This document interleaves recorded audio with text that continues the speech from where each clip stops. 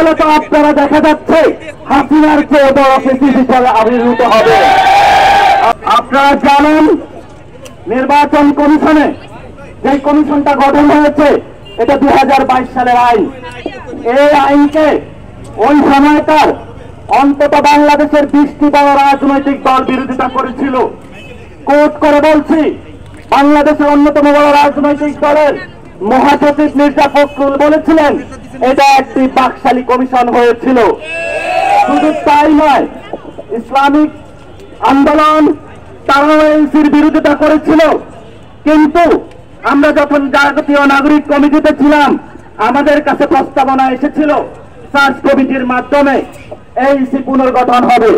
আমরা বলেছিলাম সাংস্কৃতিক, রাজনৈতিক, অর্থনৈতিক পরিমণ্ডলে যেসব আওয়ামী ফ্যাসিবাদী আছে, যে সকল আইন কানুন রয়েছে, সেগুলো ঐক্যমত কমিশনের যে সংস্কার সুপারিশ মালা এসেছে সেটার মধ্য দিয়ে পরিবর্তন না করে লিখিত আইন, সততার আইনে যদি করা হয় তাহলে বাংলাদেশকে একটি গভীর সংকটে ফেলে দেওয়া হবে। কিন্তু এই ইন্টারিম গভর্নমেন্ট যারা গণ অভ্যুত্থানের রক্তের উপরে দাঁড়িয়ে আছে, এই আসিফ নজরুল থেকে শুরু করে অন্যরা এই পুনর্গঠনের যে কায়দা কলা কৌশল করেছে, সরাসরি তারা গণ অভ্যুত্থানের সাথে বিশ্বাসঘাতকতা করেছে।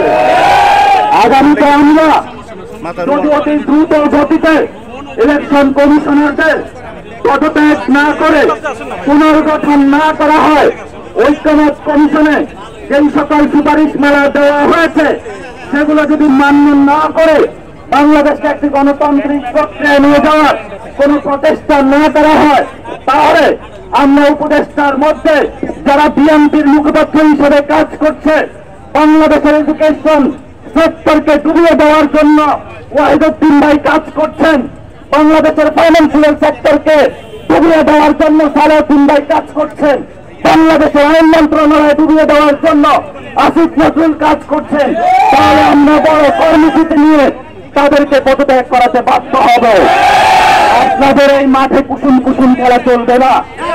আপনারা জনসেবা ব্যাহত করার জন্য নগর ভবনের সামনে অবস্থান নিয়েছেন। আজকে পুরো ঢাকা অবরুদ্ধ, জনগণের নারীশ্বাস উঠেছে। ইলেকশন এখনো হয় নাই, তার আগেই তো জোর জবরদস্তি দখল শুরু করেছেন।